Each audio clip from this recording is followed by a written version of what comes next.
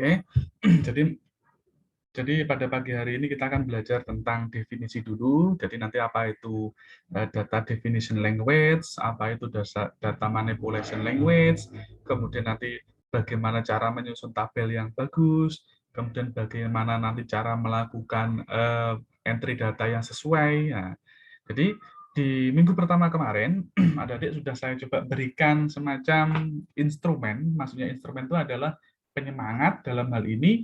Adik-adik sudah mulai saya ajarkan cara membuat database, kemudian cara membuat tabel, dan lain-lain.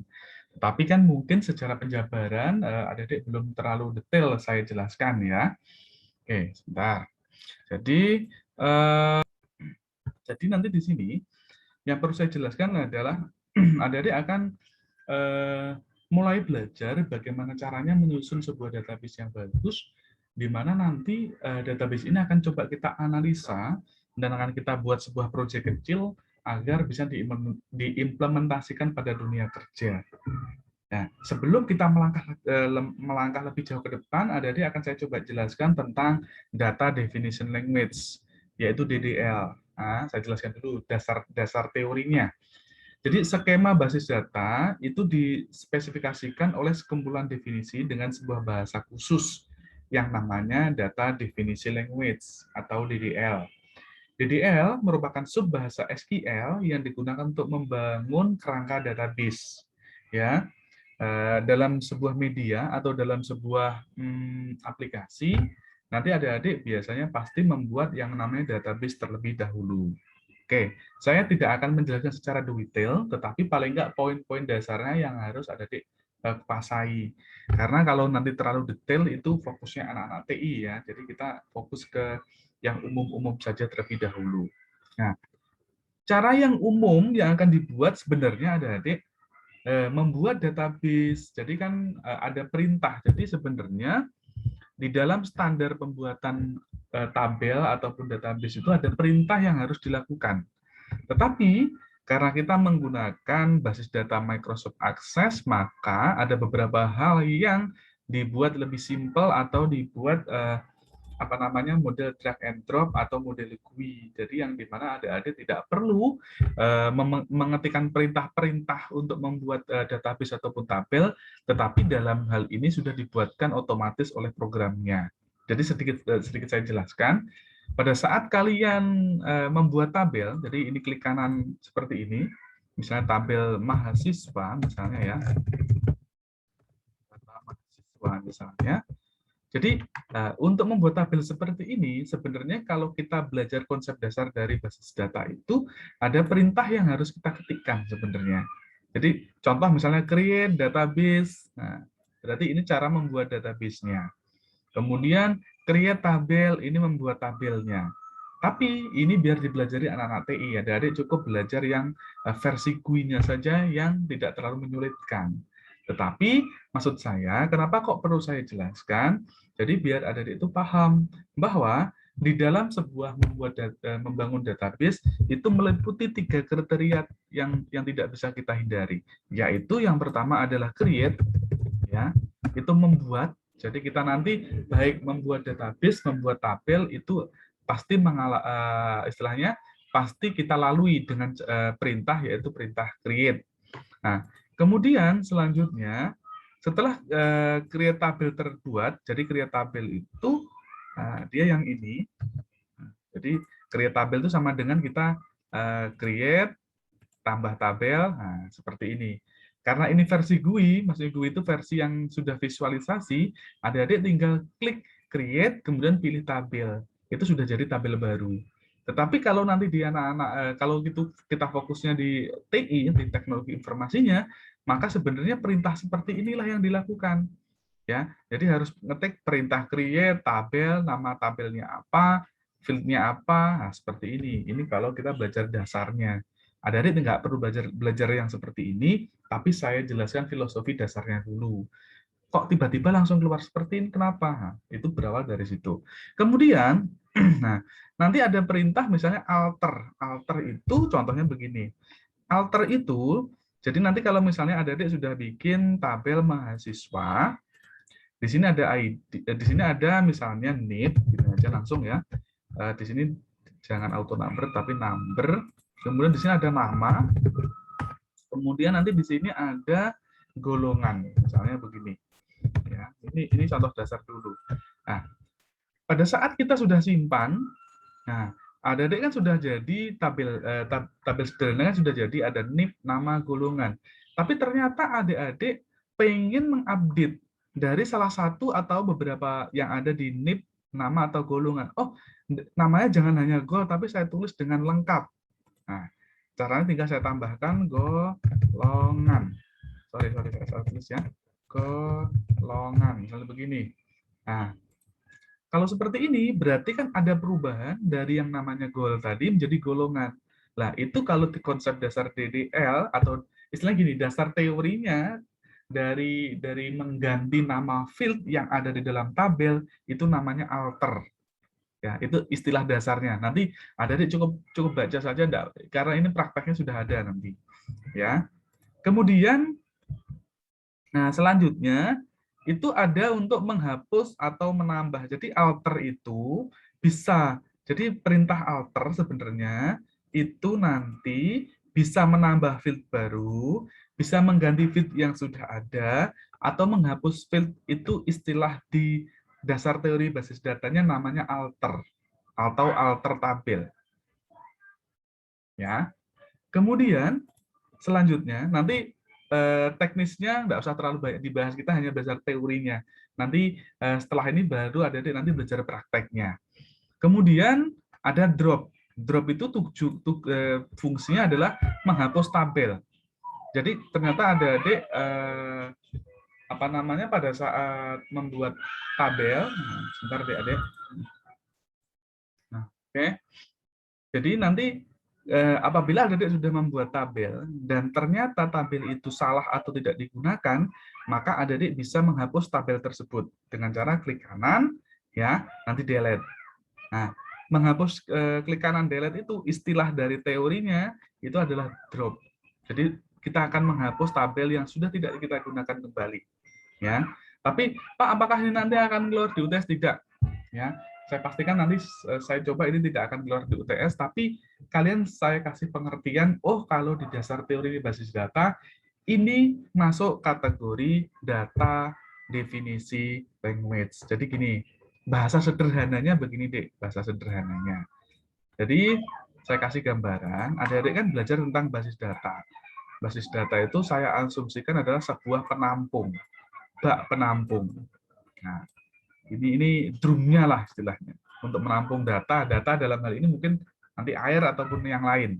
Nah, di dalam bak penampung atau basis data ini adik-adik itu ada teorinya, ada dasarnya, ya. Di dalam bak penampung ini konsep dasar yang dipakai secara teknologi informasi itu ada namanya DDL atau data definisi language, ya. Ada data manipulasi language. Nah, itu apa? Nah, adik-adik kan sudah mulai saya ajari cara membuat database, cara membuat tabel, ya kan? Cara apa namanya menambahkan field, misalnya ada golongan yang kurang kemarin di tugasnya, mungkin kalian bisa menambahkan. Kemudian adik-adik kalau itu salah, misalnya fieldnya bisa dihapus atau bisa diganti. Nah, itu masuk bidang yang data definisi, itu yang sini.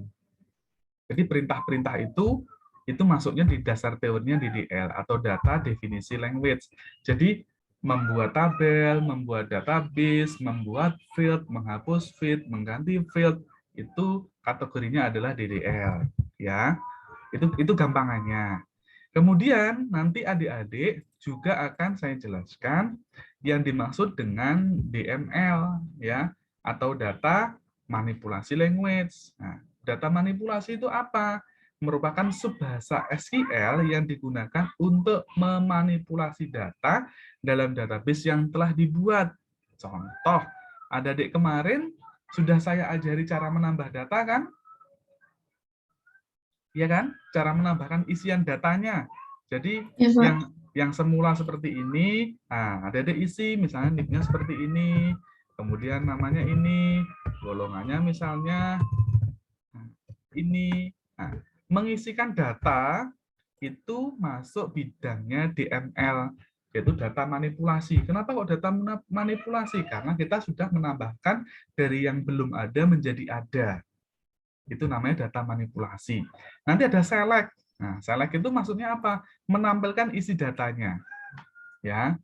Kemudian nanti ada namanya untuk menjumlah, untuk merata-rata. Nah, itu nanti juga bisa kita lakukan. Pak, nanti perintah-perintah SQL itu di mana? Nah, nanti setelah materi ini coba pelan-pelan saya jelaskan. Jadi itu adalah konsep dasar dari lah. Nanti ada updating. Updating itu maksudnya apa? Sampai sudah contoh begini. Kalian sudah mendaftar di Polinema dan diterima di Polinema. Ternyata pada saat mendaftar ada kesalahan penulisan nama. Misalnya, masukin penulisan nama itu tapi bukan yang signifikan. Misalnya, harusnya double N, kalian daftarnya cuma N-nya 1. Kemudian harusnya double A. Misalnya namanya, contoh ya Dek, contoh ini misalnya, nah, contoh ada namanya Riza, misalnya begini. Tapi ternyata pada saat mendaftar dia cuma nulisnya begini misalnya. Nah, kurang A1 padahal nama di sistem akademik itu nanti juga pengaruh ke apa namanya ke ijazah misalnya. Nah, kalau kalian ingin membetulkan itu, mungkin kalian harus menghubungi pihak jurusan, kemudian pihak jurusan akan menghubungi atau menyampaikannya ke bagian akademik karena yang bisa mengganti datanya ada di sana misalnya. Nah, mengganti data yang sudah Samin isikan itu termasuk data manipulasi. Maksudnya dari yang sebelumnya dari apa menjadi apa. Itu adalah data manipulasi. Kemudian ada data yang salah entry. Ya, misalkan kemungkinan besar masih ada yang salah dari yang mengisi data A, kemudian data itu karena sudah salah dianggap salah dan kemudian dihapus. Itu berarti juga termasuk data manipulasi language. Nah, sederhananya demikian, adik. Kita nggak perlu belajar yang terlalu detail. Itu tadi materi dasar dari DDL dan DML sesuai yang ada di RPS. Kemudian, dari sini ada yang ditanyakan dulu, adik sekalian? Silakan jika ada yang tanya. Silakan jika ada yang tanya. Belum ada? Ya, belum ada. Saya yakin ada yang belum ngerti sama sekali, ada yang sudah. Tidak apa-apa. Yang tadi itu hanya pengantar biar kalian tahu oh ada perintah. Jadi membuat tabel, mengisi field, mengganti field, fieldnya tempatnya itu DDL. Mengisi datanya, menghapus datanya, mengupdate datanya itu DML. Gampangannya demikian. Ya. Kemudian, nah, di sini materi intinya adalah operasi tabel. Jadi adik-adik nanti bisa memodifikasi tabel, mengganti nama field, menambahkan nama field. Contoh seperti yang saya jelaskan tadi. Jadi adik-adik di sini ada keterangan goal. Maksudnya di sini ada field goal. Maksudnya goal itu sebenarnya golongan. Cuman khawatirnya nanti yang membaca biar tidak bingung dari goal menjadi golongan. Ya. Nah, di sini nanti kalian bisa menggantinya dengan cara adik masuk ke database-nya, kemudian buka tabelnya, kalian klik kanan design view. Pokoknya untuk mengganti itu adalah masukin ke design view. Dari yang golongan apa, misalnya tadi kan hanya seperti ini, seperti ini, kalian pengen lengkapi seperti apa? Nah, dari goal menjadi golongan misalnya. Seperti ini. Bahkan kalian juga masih bisa mengganti tipe datanya, asalkan datanya yang misalnya sudah ada datanya itu harus sesuai dengan format yang akan kita ganti. Ya, yang tidak bisa misalnya contoh, kalian sudah simpan mata uang, kalian nanti ubah ke format yang lain misalnya, itu belum tentu semuanya langsung bisa. Kemudian adik-adik, nah, itu untuk mengganti apa namanya, mengganti field-nya. Kemudian adik-adik juga bisa mengganti tipe datanya. Yang di sini kita menambahkan dari status ya. Status nanti yang sebelumnya kemarin, adik-adik itu statusnya kan ada status kemarin. Status yang sebelumnya short yang isinya kawin atau belum kawin, nanti bisa juga diubah menjadi model yes or no. Ya, yes or no itu maksudnya apa? Lah, kita baru nanti kita spesifikkan. Untuk yes maksudnya mungkin sudah kawin. Untuk no berarti belum kawin. Bisa juga nanti status pakai kode. 1 misalnya sudah menikah, 2 belum menikah misalnya.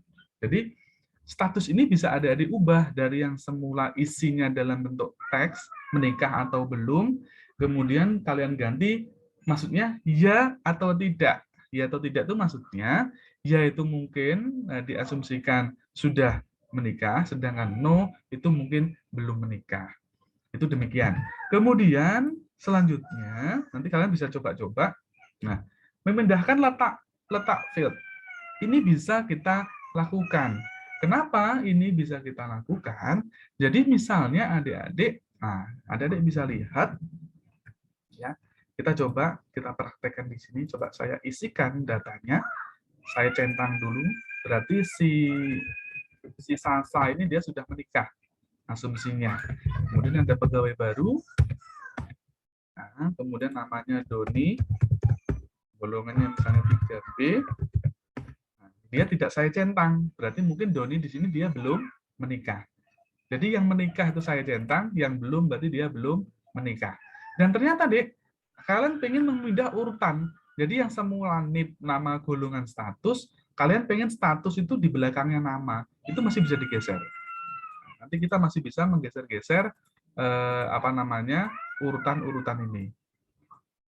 Coba kita coba dulu. Bentar. Jadi kita lihat di sini, dan dilihat di ini, ya. Untuk memindahkan letak feed, misal pindahkan letak feed golongan kolom keempat ke letak feed status 5. Jadi nanti asumsinya di sini duluan statusnya daripada golongan, maksudnya demikian memindahnya. Nah, adik-adik bisa, ya, adik-adik masuk ke aktifkan feed tabel yang akan Anda ubah dalam keadaan datasheet view. Nah, jadi nanti di sini bisa dilihat dalam posisi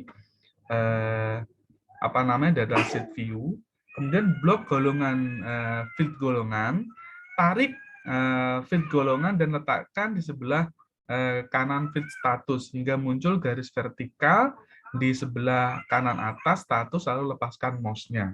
Nanti ada bisa mencoba cara ini. Berarti dia posisinya adalah desain view. Coba dilihat, ini posisinya apa? Nah, kalau posisinya seperti ini, ya, coba kita lihat misalnya. Bisa nggak kalau kita mau ubah-ubah? Nah, caranya begini. Paham maksud saya? Jadi caranya adalah, misalnya tadi kan golongan itu, tadi kan golongan posisinya ada di sini deh ya. Nah, status ini ingin saya ubah misalnya. Nah, jadi nanti caranya, sebentar saya simpan dulu. Sebenarnya tinggal diklik, ya. Nanti ada bisa tarik sebenarnya di sini. Jadi bisa ditarik dari yang diklik seperti ini sampai muncul tanda panah, baru kalian tarik ke bawah. Nah, maka nanti bisa secara otomatis feed itu akan berpindah. Contoh, sekali lagi saya klik ya di bagian golongan sampai muncul warna pink. Kemudian saya tunjuk sampai panah saya berwarna putih, saya klik kiri tahan, baru saya tarik ke bawah. Maka dia akan berpindah posisinya. Baru kita lihat hasilnya. Kita klik yes. Nah, Adik bisa lihat yang status tadi ada di belakang golongan, sekarang dia ada di depan golongan. Ini saya jelaskan dulu, nanti adik bisa sambil tanya ya. Nah, kemudian menyisipkan field. Menyisipkan field itu bagaimana? Bisa. Jadi field ini kita sisipkan terlebih dahulu. Maksudnya apa? Nah, maksudnya adalah, jadi kita akan menambahkan field. Nah, adik bisa lihat, kita akan menyisipkan field departemen setelah nama pegawai dengan jenis data teks. Nah, berarti aktifkan tabel ini, kemudian kita tambahkan di tag view, box feed status, ya. Nah, caranya demikian. Nah, baru klik insert view. Nah, caranya atau insert field. Caranya kita klik design view. Kita tadi pengen menambahkan departemen setelah nama. Berarti kita klik nama, klik kanan, insert row, insert row-nya di bawah di bagian status. Kayak gini, kita insert row. Nah, kita tinggal tambahkan departemen di sini. Kita tuliskan seperti ini. Nah, sekarang tugas adik-adik sebelum saya jelaskan semua, coba sambil dibaca dulu ya. Nanti untuk yang jadi adik-adik bisa coba khusus bagian lookup nanti saya jelaskan. Jadi mulai yang saya jelaskan atas tadi, coba adik-adik praktekkan dengan cara membuat field ini, jadi membuat nama tabel, kemudian membuat field ini, baru nanti adik-adik coba dulu, nanti setelah itu coba akan saya jelaskan kembali. Sebentar ya, saya kasih waktu sekitar 15 menit, nanti kita lanjutkan. Nanti kalau ada pertanyaan, setelah itu akan saya buka sesi pertanyaan. Sebentar adik-adik ya. Silakan dicoba terlebih dahulu. Contoh misalnya, kita membuat tombol, jadi nanti pilihan departemen, setelah itu nama pegawai dengan menggunakan lookup. Maksudnya begini, jadi nanti kita kan sudah mempunyai tabel contoh, dalam hal ini tabel pegawai. Kemudian nanti di tabel pegawai kita aktifkan untuk desain view.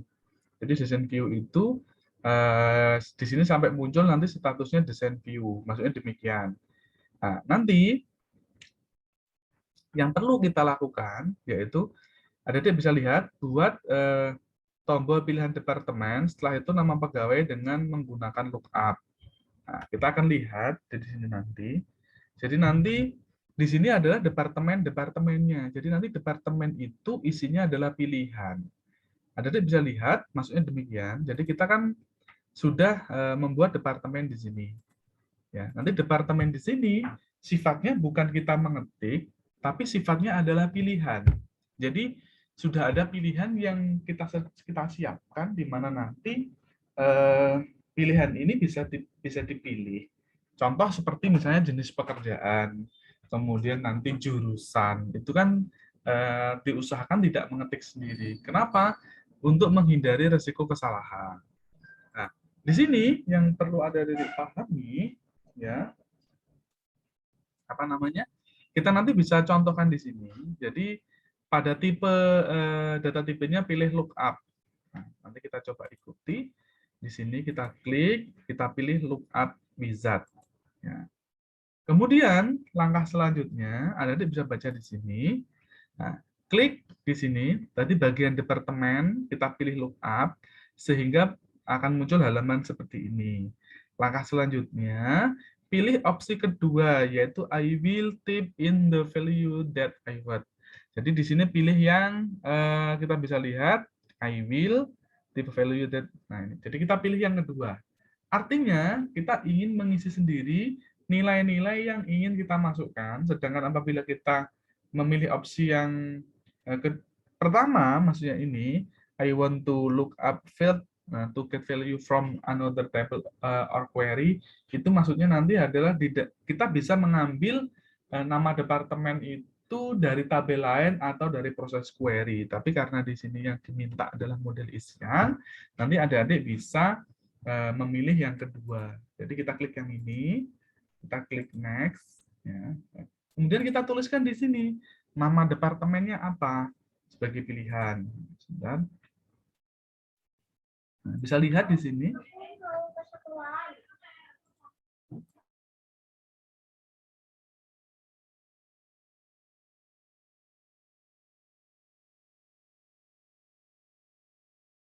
Nah, jadi di sini, nah, ada bisa lihat. Nah, kita bisa tuliskan, ya, di sini ada keuangan, personalia, penjualan, pemasaran, produksi. Nah, coba kita isikan, yaitu ada keuangan, ya, keuangan, kemudian ada personalia, yang kedua personalia, ya. Sebentar saya tambahkan lagi. Setelah personalia tadi ada penjualan, pemasaran, produksi, yaitu ada kemudian ada pemasaran,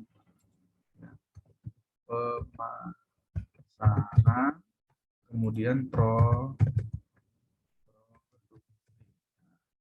kita klik next, ya, kita klik finish. Nah, untuk melihat hasilnya, ada tinggal klik kanan, open, kita klik yes. Nah, nanti bagian departemen ada klik, maka di sini akan ada pilihannya, yaitu jenis-jenis departemen yang tadi sudah kita isikan. Nah, misalnya demikian. Jadi ini modelnya adalah model pilihan. Jadi adik kan biasanya kalau pernah juga di pendaftaran apa, kadang ada yang modelnya pilihan. Kemudian adik bisa lihat, nah di sini, nah ini hasilnya tadi. Kemudian kita lanjutnya adalah mengolah data record, ya, mengolah data record. Jadi jika Anda ingin menambah data pada posisi record ke-6, nah, itu nanti caranya ada caranya. Pertama, tampilkan tampilan harus dalam keadaan datasheet view. Letakkan kursor di record terakhir. Ingat apabila Anda ingin menambah data record, baru pada akses tidak dapat disisipkan pada baris kosong. Itu kata kuncinya. Ya. Di sini saya ingin menambahkan, yaitu, nah kemudian Anda ubah, jadi nanti yang tadi, ya, jadi yang sebelumnya, jadi Anda tidak bisa lihat, kemudian Anda ubah primary key yang asalnya pada feed ID menjadi NIP. Nah, contoh misalnya demikian. Di sini saya coba masuk ke sini. Tadi awalnya itu kan demikian, jadi Anda bisa lihat ada ID. Nah, ini auto number. Mana auto number?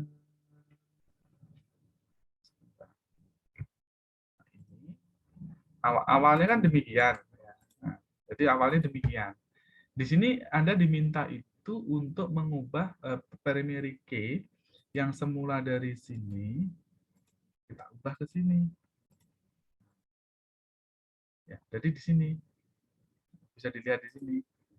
Ya, dari apa namanya, dari ID menjadi NIP. Nah, klik kemudian tombol data shift view dan yes, apakah yang terjadi, maka hasilnya akan tampak seperti ini. Nah, adik-adik bisa lihat. Nah, ini hanya untuk mengubah posisinya saja. Menghapus record. Nah, menghapus record juga bisa.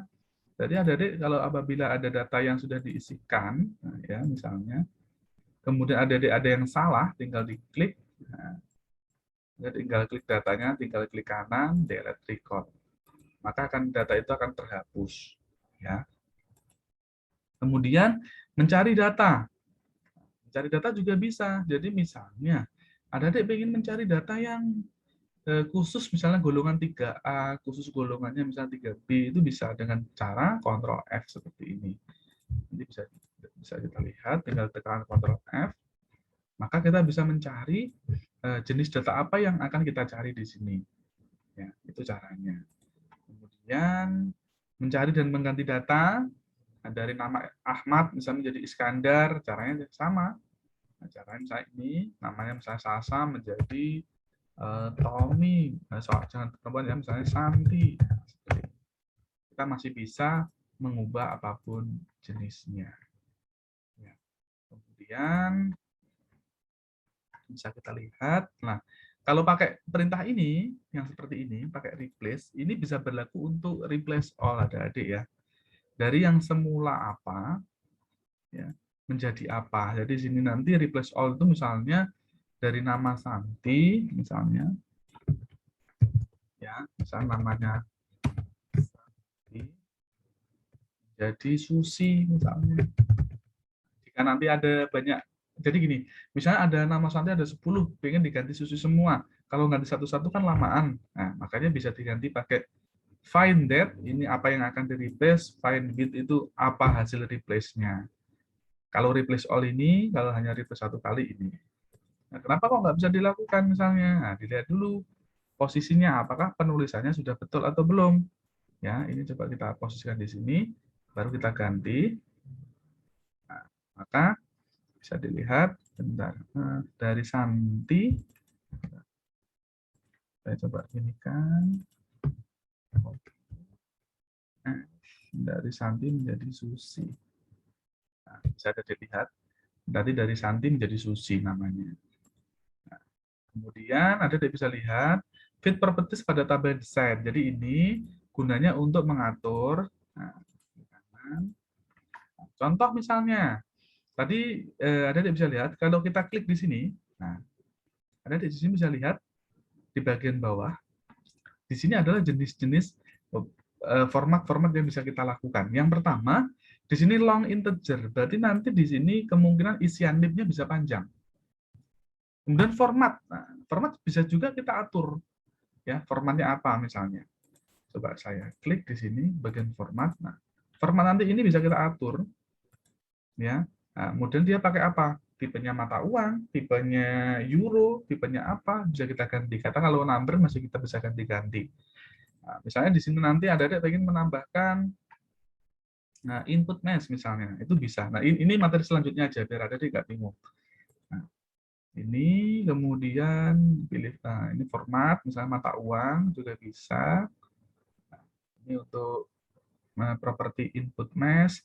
Jadi nanti misalnya Anda bisa, contohnya begini, misalnya Anda ingin memasukkan kode ini ya, pada kolom kode, maka penulisan pada properti input mesh-nya nanti bisa kita model dari ini atau ini. Jadi sudah ada strip-stripnya kayak gini bisa deh.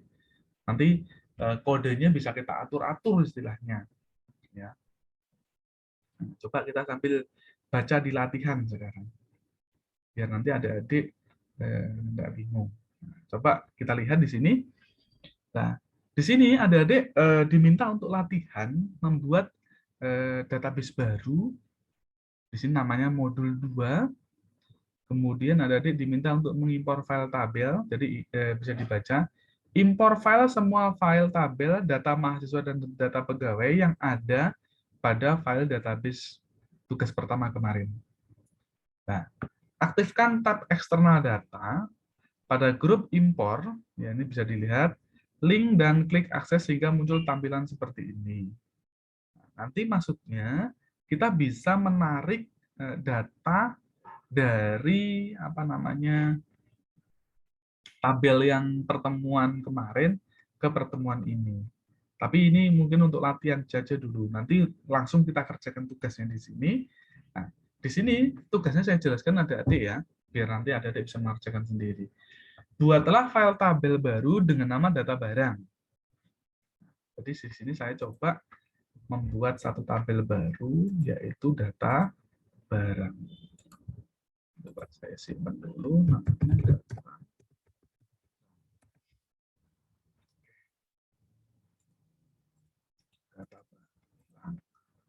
Oke, kita klik, send view. Jadi baca lagi di sini. Nah, di sini adik punya 5 field, yaitu kode, nama barang, unit, harga satuan, kemudian total harga. Gunakan field kode sebagai primary key. Jadi kita isikan dulu, Dek. Ya. Isikan dulu di sini. Ya, kita bisa lihat. Ini saya hapus dulu kodenya, kita ikuti dulu. Ada kode. Tipenya adalah teks. Jadi di sini saya pakai short karena punya saya versi yang lebih baru untuk Office-nya. Nah, tipenya adalah tag lagi. Kemudian ada unit. Kita klik dulu, ada unit. Unit tadi tipenya adalah number. Ya.